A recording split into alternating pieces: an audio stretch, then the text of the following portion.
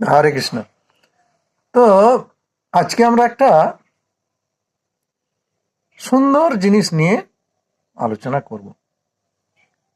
তো সুন্দর জিনিসটা হচ্ছে যে এই যে পৃথিবী, আমাদের পৃথিবীতে জনসংখ্যা ক্রমবর্ধমান, জনসংখ্যা, মানুষের সংখ্যা ক্রমাগত বেড়ে চলেছে।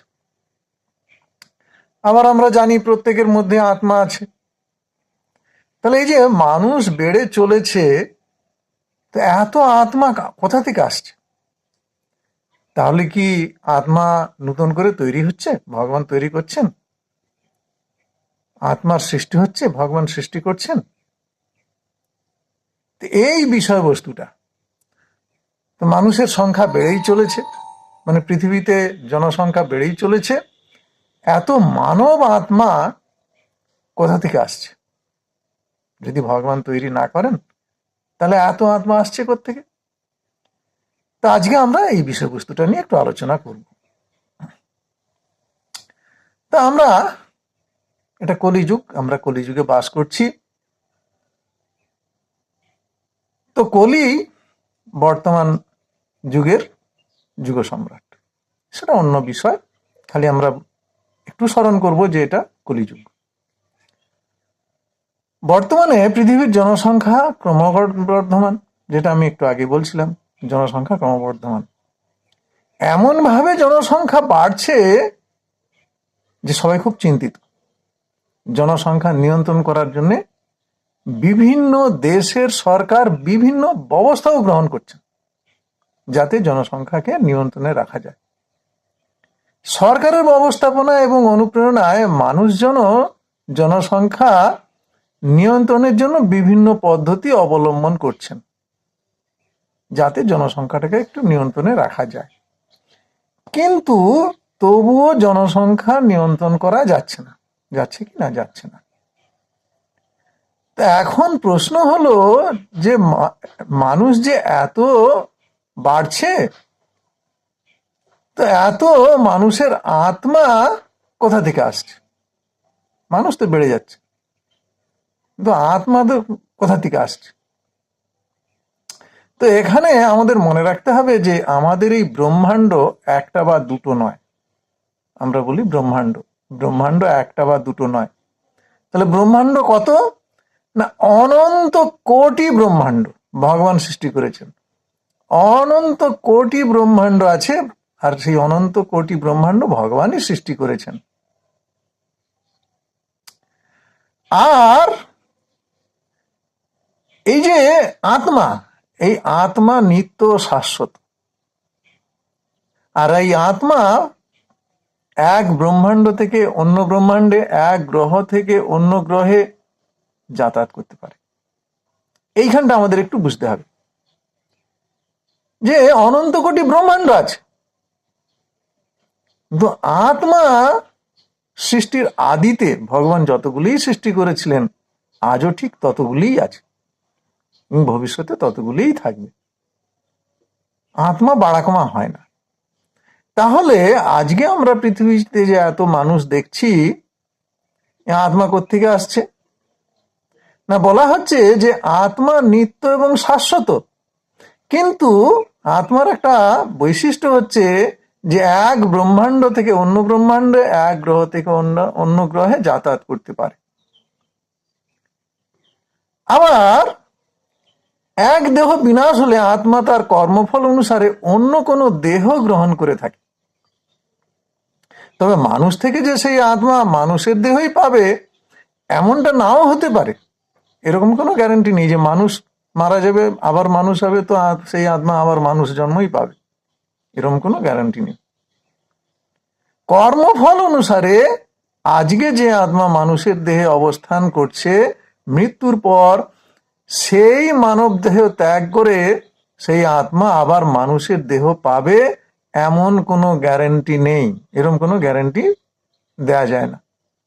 কর্মফল অনুসারে সেই আত্মা কোনো পশু পাখিও হতে পারে, গাছপালাও হতে পারে, কীটপতঙ্গ হতে পারে, কীটপতঙ্গের দেহ লাভ করতে পারে, আমাদের এই গ্রহে থাকতে পারে বা অন্য কোনো ব্রহ্মাণ্ডেও চলে যেতে পারে। আত্মা কিন্তু বিনাশ হয় না, কেবল দেহের ক্ষয় হয়। আমাদের দেহটা মৃত্যু মুখে পতিত হয়, আত্মার কোনো বিনাশ নেই, আত্মার বিনাশ নেই। তাই পৃথিবীতে মানুষের সংখ্যা বাড়লে আর সেই বর্ধিত আত্মা নতুন করে তৈরি হচ্ছে বা ভগবান নতুন আত্মা সৃষ্টি করছেন, তা কিন্তু নয়। মানুষের সংখ্যা বাড়ছে তার মানে যে আত্মার সংখ্যা বেড়ে যাচ্ছে বা ভগবান বেশি বেশি আত্মা তৈরি করছেন, তা নয়।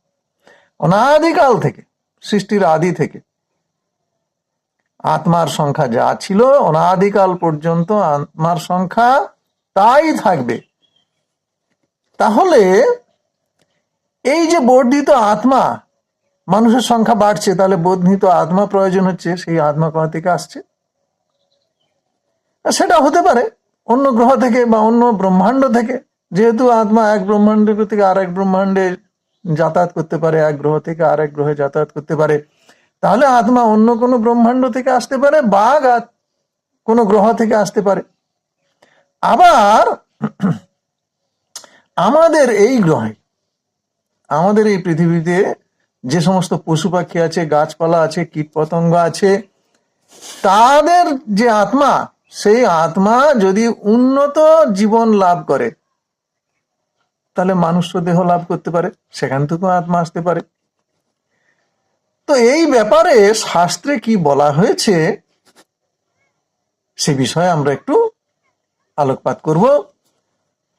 শ্রীমদ ভাগবত গীতার কয়েকটা শ্লোক এখানে আমি উল্লেখ করব।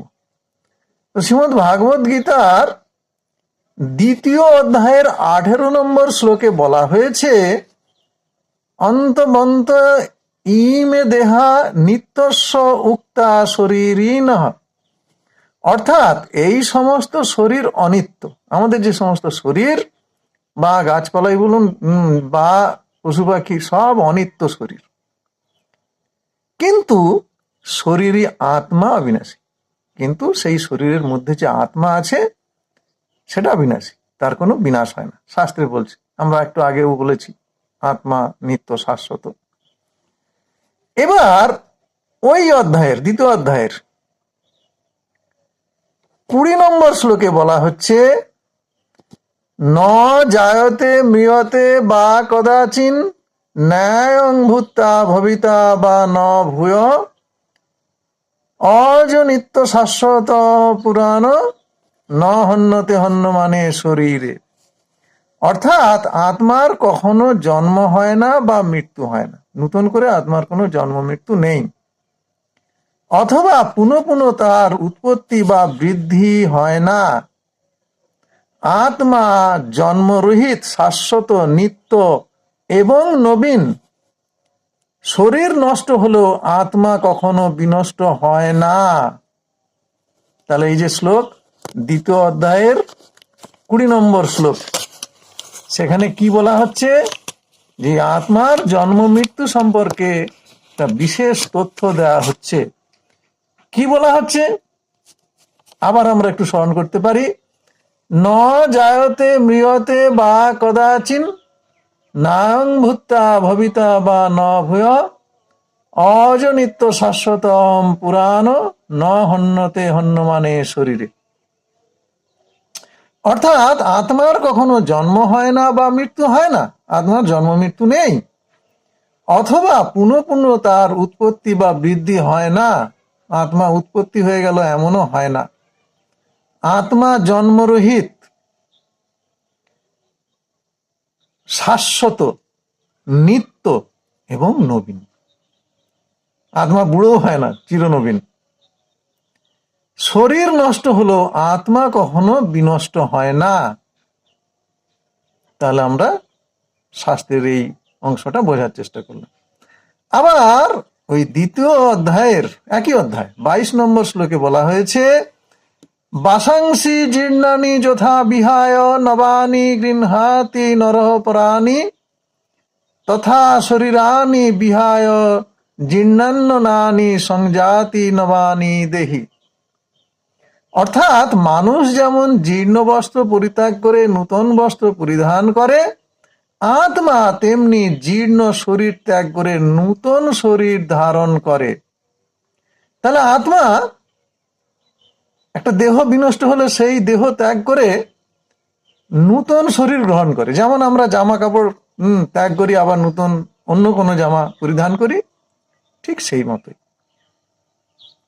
তাহলে এখানেও বলতে চাওয়া হয়েছে যে আত্মার বিনাশ নেই, আত্মার উৎপত্তিও নেই। আবার আত্মা কি করে না, একটা শরীর ত্যাগ করে জামা কাপড় পাল্টানোর মতো অন্য একটা শরীর ধারণ করে। আবার ওই দ্বিতীয় অধ্যায়ের 23 নম্বর শ্লোকে বলা হয়েছে, নৈনং ছিন্দন্তি ষষ্ঠানি নৈনং দহতি পাবক ন চৈনং ক্লেদান্তাপো ন শোষয়তি মারুত। অর্থাৎ আত্মাকে অস্ত্রের দ্বারা কাটা যায় না, আগুনে পোড়ানো যায় না, জলে ভেজানো যায় না, অথবা হাওয়াতে শুকানো যায় না। তার মানে এখানেও যে আত্মা, এখানেও যে আত্মা কোনো পরিবর্তন হয় না, সেই কথারই পুনরাবৃত্তি যেন করা হলো। তাহলে আমরা কি দেখতে পাচ্ছি, আমরা কি বুঝতে পারলাম? যে মানুষের সংখ্যা বাড়লেও আত্মার সংখ্যা বাড়েনি। সৃষ্টির আদিতে আত্মার সংখ্যা যা ছিল আজও তাই আছে। আর এই বর্ধিত সংখ্যক আত্মা হয় অন্য কোনো ব্রহ্মাণ্ড থেকে, না হয় অন্য কোনো গ্রহ থেকে এসেছে বা আসছে, অথবা কোনো জীবজন্তু, পশু পাখি, গাছপালা, কীট পতঙ্গ, তারা যদি উন্নত জীবন লাভ করে, মানুষ্য জীবন পায়, সেখান থেকেও আত্মা আসতে পারে। তাহলে আমরা এটা বোঝার চেষ্টা করলাম যে মানুষের সংখ্যা বাড়লেও আত্মার সংখ্যা বাড়েনি। আত্মা সৃষ্টির আদিতে যা ছিল বর্তমানেও তাই আছে, ভবিষ্যৎ সৃষ্টির শেষ পর্যন্ত আত্মার সংখ্যা ঠিক তাই থাকবে। হরি বল, হরে কৃষ্ণ।